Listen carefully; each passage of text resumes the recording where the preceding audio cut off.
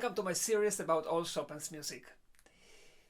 Well, I've just played for you part A of the second etude from Opus 10 in A minor by Frédéric Chopin, of course. The first etude was for the right hand, an exercise for arpeggios and playing powerfully. Now the second etude is completely different, but still is for the right hand. And I want to start this analysis because it will be analysis just for those of you who think it's going to be a tutorial of how to practice that. It will not be. I will make another video about it probably. This video is, of course, I will tell some hints, how pianists practice this etude for music lovers who are not musicians, but I'm sure you would like to know. But more detailed tutorial, I can make another video. But also there are so many hints and tutorials and books, and of course Alfred Cortot, and probably on YouTube you can find. Anyway, but if you won't mind, then I will make another one. This is the analysis, and I want to start this analysis from a very important point, which sometimes we forget.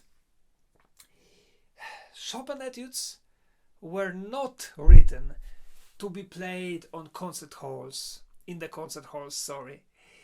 Or they were not written to be played in piano competitions to impress the jury. Not at all. Chopin wrote these etudes as exercises to improve the technique of pianists, his own students also.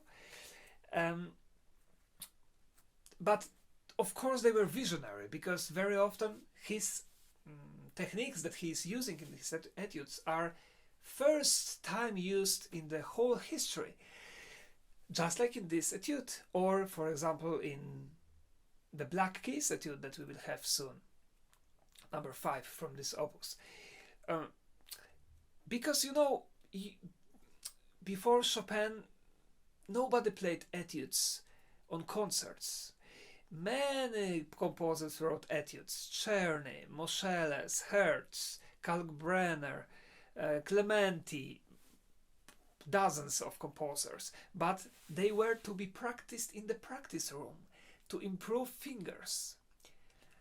And for Chopin as well, of course, but he added a little bit spice of his genius, you know, to these etudes. A little, well, a little is not enough to say. These are poems, but also very difficult. This etude, Etude Opus 10 number 2, is considered to be one of the most difficult Chopin's etudes, or even the most difficult Chopin's etude. But for the casual listener who is not a musician, does it really sound difficult? I don't think so. Because what a casual listener hears, the chromatic scale, this is what we call when we go up or down and we use every single key, like I mean white, black, white, black, white, white, black, white, black, white, black, white, white. Then this is a chromatic scale, that's the musical term.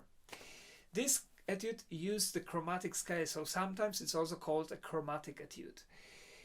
The chromatic scale is not very difficult, and frankly, the tempo that Chopin writes here, and I think this is the tempo I played for you at the beginning, but I'm going to show you again. This tempo, my friends, is not that that's fast.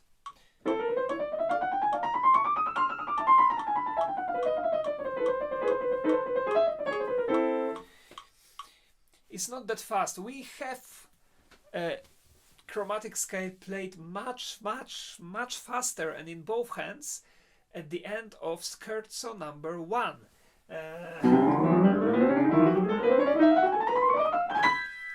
And this is like double as fast as this one.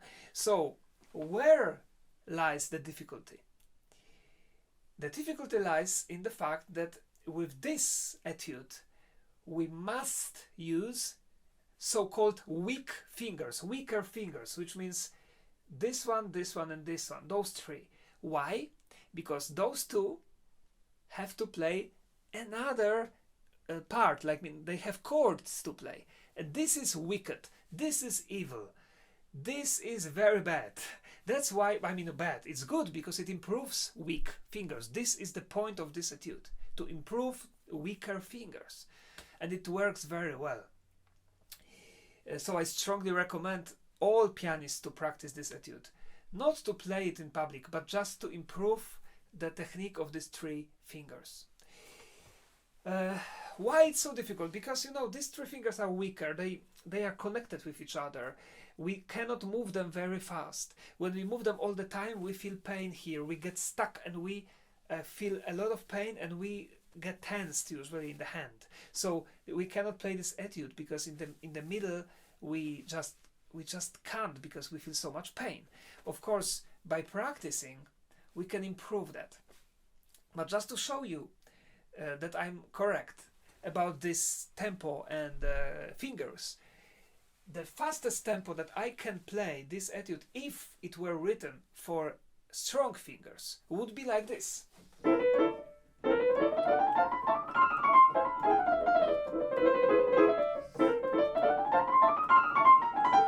Nobody plays like that. Nobody in the world. Absolutely nobody. Because it's impossible. It's physically impossible. But it sounds nice. But I play with two hands, right? I use the left hand to play what I must play with those two fingers. The fastest tempo that I can play the chromatic scale with these fingers is such tempo.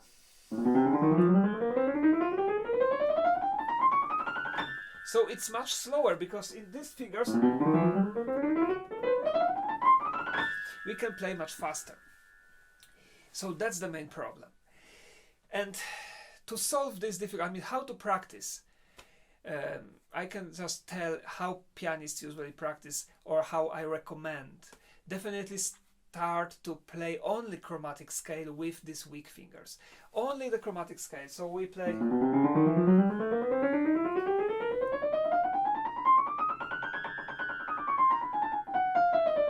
Sorry.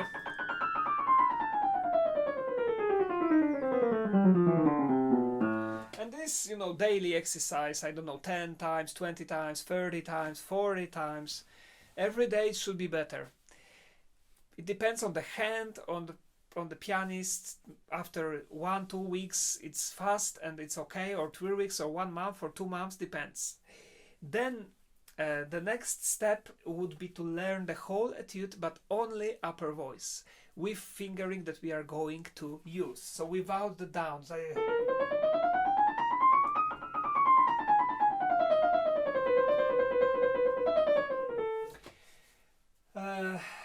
And then, of course, we have to go to tempo, so that it's in tempo. Then, after another month, we can play together, and of course we start slowly and we gradually go faster and faster, but also there is a way to play immediately faster. But then we have to take only 5 notes. Like one group, and repeat it many times.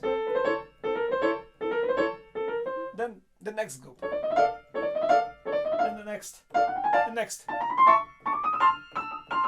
And so on. To play fast 5 notes, it's not that difficult as to play fast all the etude. If we know how to play fast, if we can play fast, 5, then we can play 9.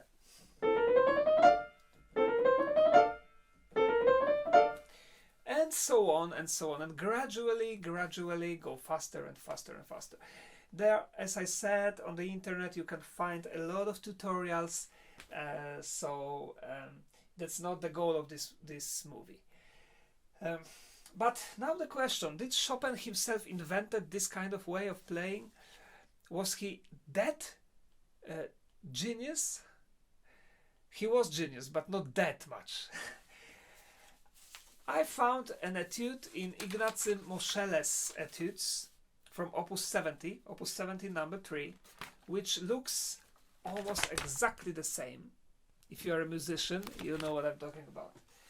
We have also the chromatic scale. The left hand is very similar, but there is one substantial difference. The chromatic scale is played with strong fingers, and the weak fingers only play this little chords. So it's the opposite, and it's much easier than Chopin's Etude. It sounds like this.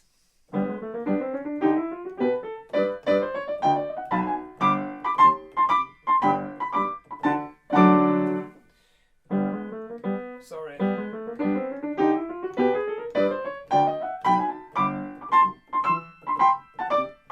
But I didn't practice that. I just printed out the score now, and I show you playing it like sight reading, you know. But anyway, this is much easier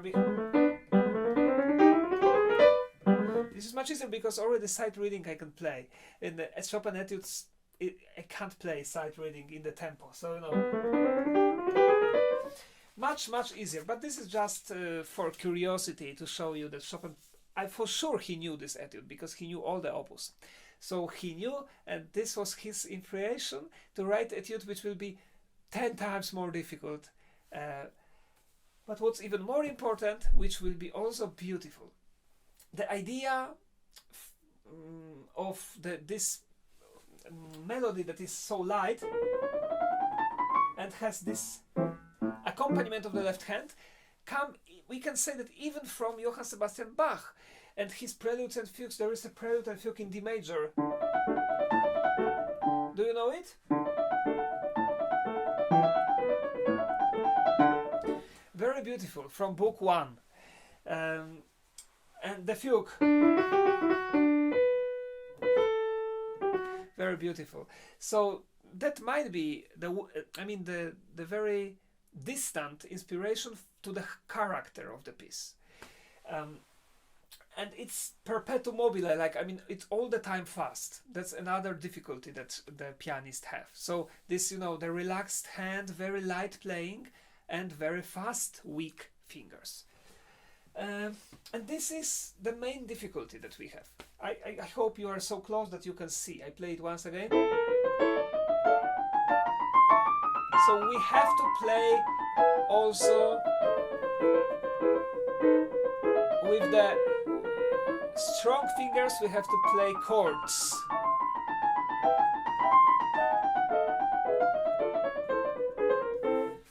And now the analysis. Can you imagine that this study, this etude, is constructed in the same way that Chopin constructed musically, constructed his nocturnes or his mazurkas? Seriously, we have also phrases and we also have musical periods. Just to remind you, musical period is the musical term that we use to describe some part of the music, short part. And in this musical period we have two parts, two musical sentences, we can call it, like a sentence. The first sentence has a question mark. The second sentence is a release, is like the answer, usually, from musical point of view. The music theory called the first sentence antecedent phrase, the second sentence consequent phrase. And what is the most important thing in the classicism? The second sentence had to start exactly from the same music that the first one. The most famous example of the musical period is Ode to Joy, written by Ludwig van Beethoven. And we have the first phrase, and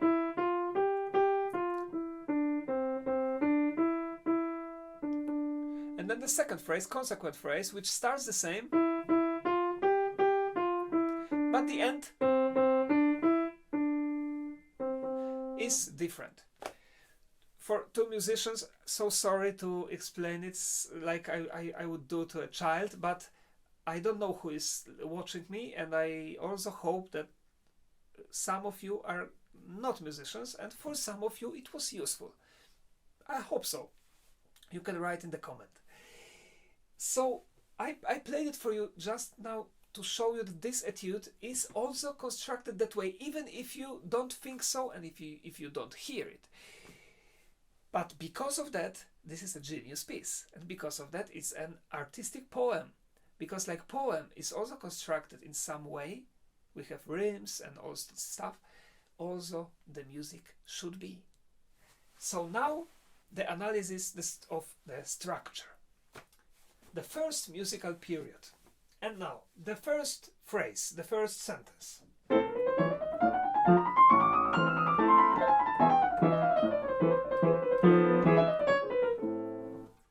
The second starts the same.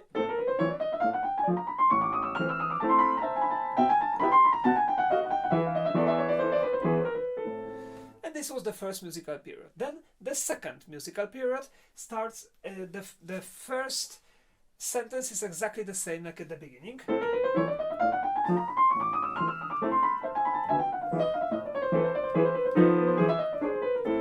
Then the second one is a little different and bring us to part B. I mean, conclude part A.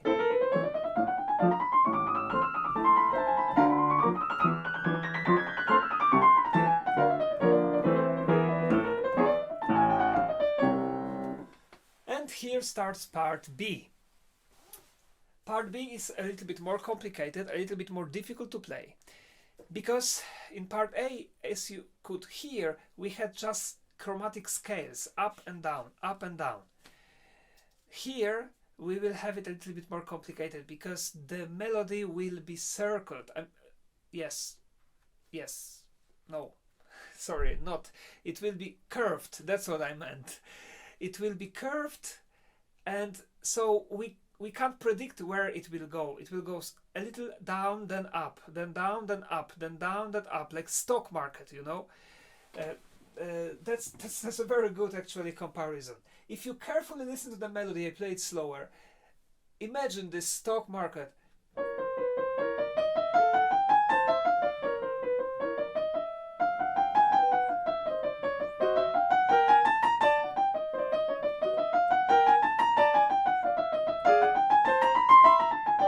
It's like if we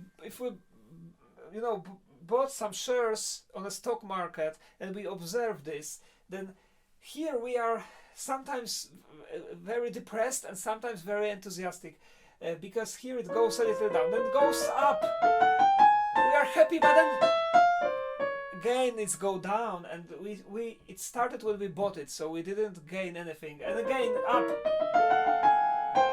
and again down, but we are a little bit more. Down again, up and down, up and down, up, and this is the first part of part B that ends in very much in the top. So that's a little bit more difficult to play because, as I said, fingers got a little lost. I mean, they don't know where to go, up or down. And also we don't really have musical periods. We have one phrase, one sentence, which is repeated 3 times. Let's listen. This first time. Second time. Third time. And then we came to the point, the high point, where Chopin writes forte. That's why I banged the piano so much. It's forte. And now we will have something like that. First I tell you, then I play. One line going down when we count to 4. So this is only one bar. 1, 2, 3, 4 down. Then again from up. 1, 2, 3, 4 down. And then twice as fast. So 1, 2, 3, 4 up. 1, 2 down, 3, 4 up, and like this, and then we go down and we go up and down, up and down, up and down. So Chopin is, like in this Russian Matryoshka, I think it's the name, the Russian doll, which is there's a big doll. We open this doll to see what's inside. Oh, and there is a smaller doll inside. But you can also open. So you open this smaller door. Wow, even smaller doll. Then you open again, even smaller. This is so fantastic. I remember when I was a child, I got this gift from somebody, and I really loved it. I remember I really enjoyed it. It was very funny for me. I still remember that. So that's how it is. So we have the big doll.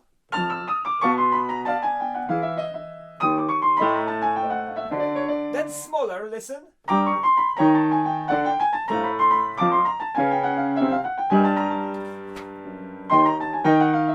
And even smaller.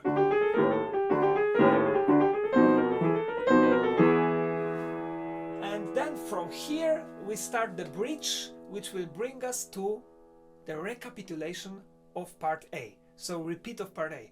How fantastic! A, B, A. That's exactly how this etude and most of the other etudes as well are constructed. So this, let's listen to the bridge. The bridge is played only by the right hand.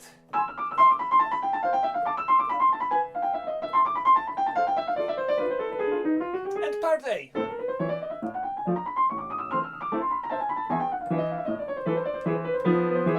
And consequent phrase.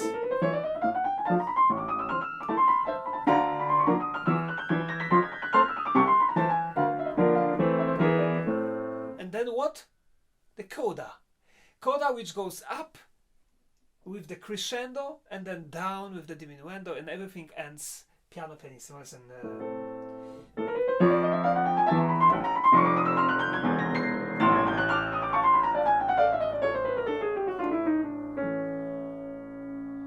the etude ends in major. A major, because the pianist is so happy that he managed to play the whole thing that it ends in major. I suggest to the pianist that if play this etude in public and fail in the middle and make some mistakes, to end this in minor. I told it to some of my students, they were laughing. Because, you know, only then you can show to everybody that you are actually not in a good mood after that. Anyway, that's all. ABA, extremely difficult piece, and it simply takes a lot of time.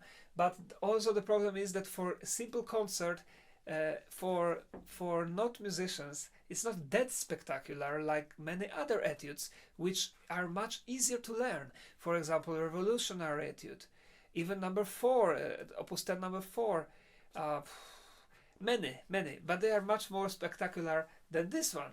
But this you have to really sit your many hours and practice to play it finally well. Let me play it in its entirety in a slightly slower tempo, and while playing I will be telling you where we are, so that if you're not a musician you can follow it, because I know it can be difficult when you listen to this etude in some very fast tempos. Okay, first phrase.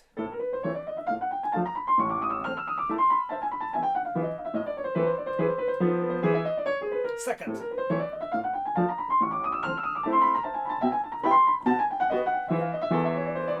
And the repeated.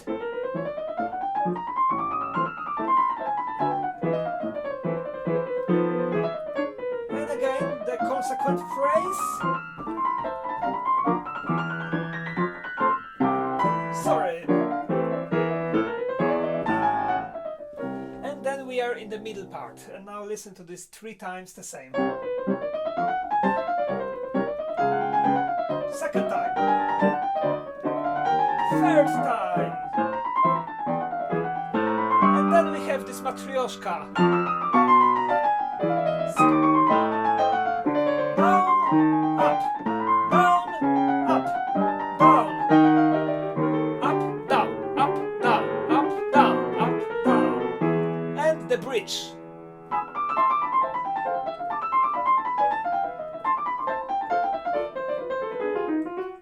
And part A again.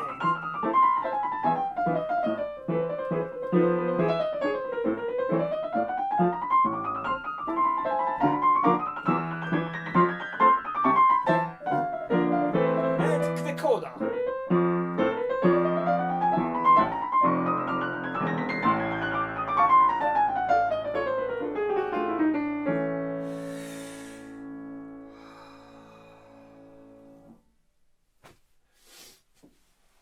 So that's all.